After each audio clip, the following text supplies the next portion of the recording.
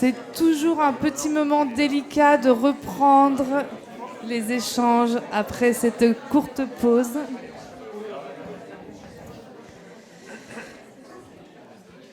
Je vous ramène à moi, Frédéric. Je connais ton prénom. Non, il y a normalement il n'y a plus de gâteau. Voilà, après cette pause digestive et fort agréable, je propose de poursuivre les échanges en accueillant sur cette scène Michaël Girard, directeur général d'Elior Group. Michaël. On va s'asseoir tranquillement, comme Allez, si on parfait. un café tous les deux. Hop. Alors, Michaël, ce n'est pas un hasard si on est ici aujourd'hui chez Elior, si on est accueilli chez Elior. Par rapport au marché de l'emploi, quelles sont selon toi les singularités de ce secteur d'activité ? Alors déjà, on est ici parce que j'ai payé ma cotisation au club. Non, je plaisante, j'avais dit que je la ferais, donc... Donc non, en tout cas, ravi de vous accueillir au sein des locaux d'Elior. On est présent ici sur ce bâtiment et on assure la restauration club, on assure l'accueil comme vous avez pu l'avoir et c'est plutôt une bonne chose. Et en tout cas, ravi de vous avoir parmi nous aujourd'hui. Rapidement, Elior en une minute. Elior, c'est 6 milliards de chiffre d'affaires dans le monde, on est 130 000 collaborateurs. En France, c'est la moitié du chiffre d'affaires.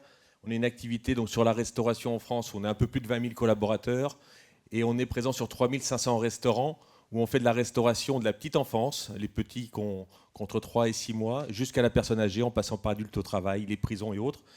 Et donc, du coup, on est répartis sur tout le territoire dans beaucoup de restaurants et on a 17 directions régionales qui se répartissent sur le territoire et j'ai la chance depuis 18 ans d'être dans ce groupe et depuis 15 ans de connaître le Crépi. Alors, qu'est-ce qui fait qu'on est là aujourd'hui ? Au-delà de la petite plaisanterie, donc, comme je vous le disais, moi ça fait 15 ans que je suis engagé auprès du Crépi. C'est parti d'une initiative personnelle dans la région centre, où en arrivant dans une région, quand on connaît personne, on nous dit tiens, faut aller au MEDEF, faut aller à CGPME ou autre. Et puis je dormais à l'hôtel, et puis l'hôtelier me dit tiens, mais j'ai un jeune que j'ai accueilli du Crépi. Et je dis c'est quoi le Crépi ? Et du coup, je suis arrivé il m'a dit tiens, viens avec moi une première réunion Crépi. Et puis après, tous mes lundis soirs, je passais un peu de temps à faire du coaching sur de l'embauche, des visites d'entreprise et autres. Et c'était des moments sympas. Et puis ces initiatives, on les a dans tous les territoires. Alors qu'est-ce qui fait surtout qu'on est là aujourd'hui ? C'est qu'aujourd'hui, nous, on est sur un marché en pénurie de main-d'œuvre. Et pénurie de main-d'œuvre qualifiée en particulier. C'est-à-dire qu'on a aujourd'hui 20 000 collaborateurs. La compétence culinaire, donc pour cuisiner et pour manager, elle est défaillante dans l'entreprise. Pourquoi elle est défaillante ? Parce que du coup, on a 20% de turnover, on a des difficultés de recrutement, et donc on a cet enjeu de trouver les bons leviers pour insérer les collaborateurs et les promouvoir dans l'entreprise. Et donc, bien évidemment, que le Crépi, ça fait partie en tout cas des initiatives qui sont portées par les équipes, et que je souhaite aussi porter parce que je leur dirai tout à l'heure, je suis en train de fausser toutes tes questions. Non, mais l'enjeu que nous avons, vraiment, c'est de faire en sorte que ce sujet il soit porté par l'entreprise et par le management de l'entreprise. Souvent, quand on parle d'insertion, on renvoie vers les équipes RH, vers les équipes qui, en plus, au service RH, sont dans la dimension inclusion-insertion. Je Red Finta, qui est dans nos équipes, qui se charge de cette partie-là. Et donc, du coup, si on parle de ces sujets-là, du coup, on va directement renvoyer vers les personnes qui s'occupent de cette partie-là, alors que ce sont des sujets d'entreprise. Et ce sont des sujets qui doivent être portés par le management de l'entreprise.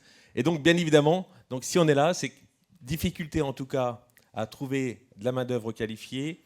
Il y a un enjeu fort aussi au travers de la marque employeur, parce qu'on peut dire de belles choses.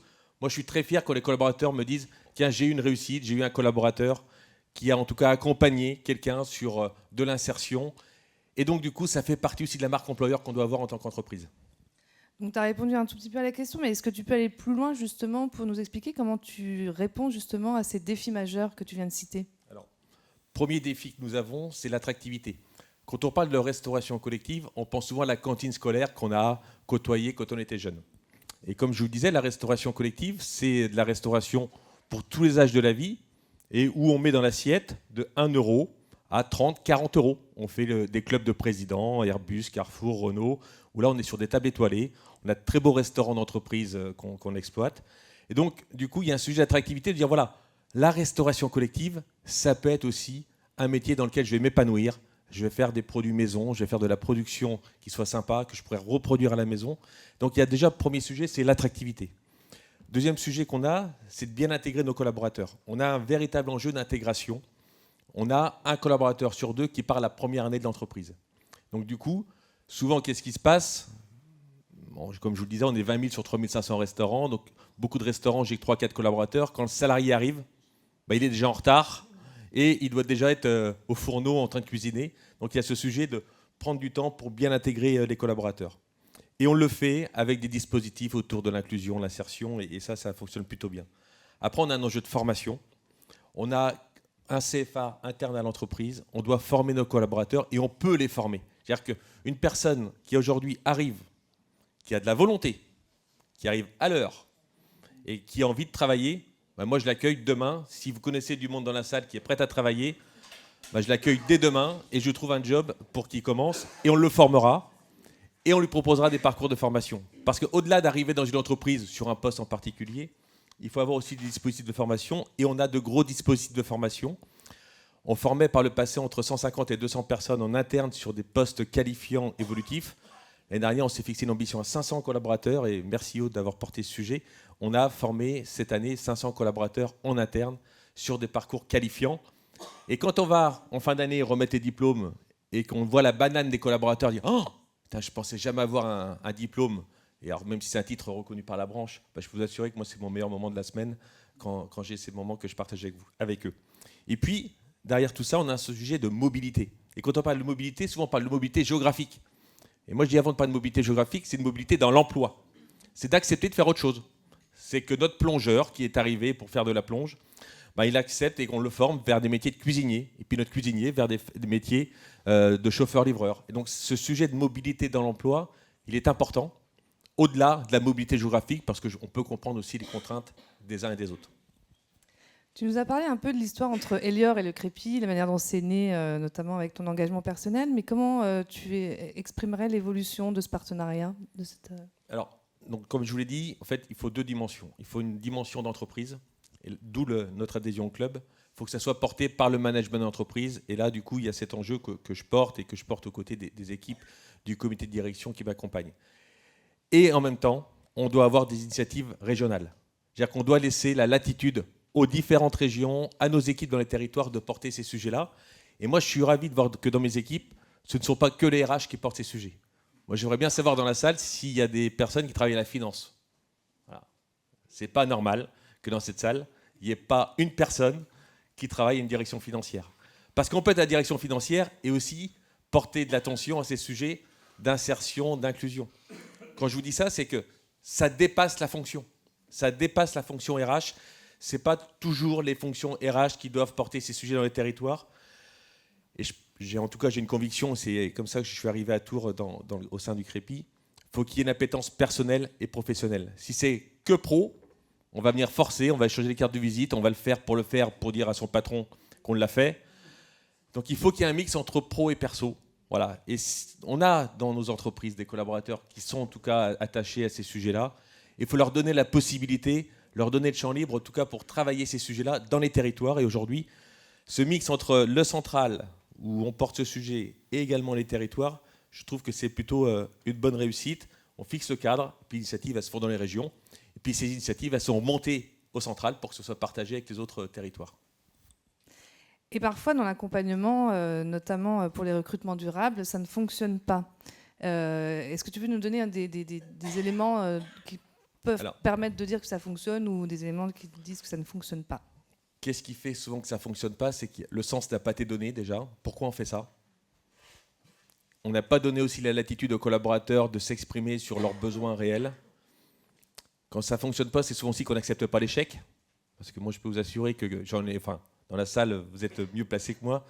Quand j'accompagnais des jeunes du Crépi et que j'allais jusqu'à l'entretien, j'ai lui acheté un polo chez Gémeaux pour qu'il se présente bien à l'entretien et que j'apprends 2 jours après qu'il n'est pas allé à l'entretien, ouais, ça fout les boules. Hein. Donc du coup, il y a cet enjeu vraiment, en tout cas, d'accepter l'échec, d'accepter que ça ne puisse pas fonctionner, d'impliquer le management, de lever tous les freins qu'on peut avoir. C'est-à-dire que Moi, je dis souvent dans le respect, il n'y a ni hiérarchie, ni sexe, ni religion. Sur ces sujets-là, c'est aussi la même chose. Il faut accepter la différence et il faut accepter qu'il y ait des collaborateurs qui soient en difficulté. Et du coup, on va passer un petit peu de temps avec eux, un peu plus, mettre un peu plus d'engagement. Mais à la fin, ça paye. Et puis du coup, souvent, quand on parle d'appartenance à l'entreprise, c'est des choses qui portent en tout cas vers l'appartenance. Et ça, c'est les points en tout cas qu'on doit avoir de façon très attentive. Et puis aussi accepter que l'intégration des collaborateurs qu'on peut avoir au sein de l'entreprise, qui peuvent être un peu éloignés de l'emploi, ils soient un peu plus complexes que quelqu'un qui est, comme on dit, plug and play, quoi. Donc du coup, il y a cet enjeu aussi d'acceptation et de travailler au collectif pour que ça fonctionne bien. Après, derrière, qu'est-ce qui fait que ça marche? Je vous l'ai dit, il faut que ça soit porté par le management et pas par les RH. Ça, le RH est contributeur. Il n'est pas leader sur ces sujets-là. Ça, c'est la première chose. Deuxième chose, il faut valoriser les réussites. Il faut valoriser les réussites, il faut valoriser les territoires où ça fonctionne bien. Il faut valoriser, il faut apporter des témoignages. Nous, on l'a fait avec des jeunes où on les a amenés sur des jurys de concours culinaires. Enfin, tous ces sujets de valorisation, ils sont importants. Troisième sujet, il faut aussi qu'il y ait une bonne connaissance du secteur. Et moi, je dis souvent, c'est des relations à trois. Il y a le crépi, mais le crépi n'est pas responsable de tout. Il y a l'entreprise et il y a aussi le candidat. Et donc, dans cette relation à trois, via des Vie Mon Job, des découvertes d'entreprise, ça doit justement faciliter en tout cas le fait qu'on ait la bonne personne au bon endroit. Et la bonne recette pour demain, du coup, tu la décrirais comment? Alors, la bonne recette, déjà, moi je dis souvent ce mot-là, au-delà des stratégies d'entreprise en 150 slides, il faut déjà avoir l'envie. Voilà. Et ça, c'est la première chose, avoir envie de le faire.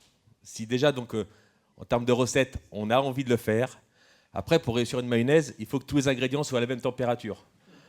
Ah, ça, c'est un petit conseil, alors je suis... soit tout au frais, soit tout à température ambiante. Donc il faut dire ce qu'on fait, il faut avoir justement la bonne recette. Et après, il faut faire ce qu'on dit. Moi, je suis d'origine du bocage vendéen. On dit il y a des disons et des faisons. Il faut faire, il faut prendre des risques. Donc la bonne recette, c'est aussi de ne pas avoir peur d'y aller. Et puis du coup, d'y mettre de l'engagement et surtout du plaisir.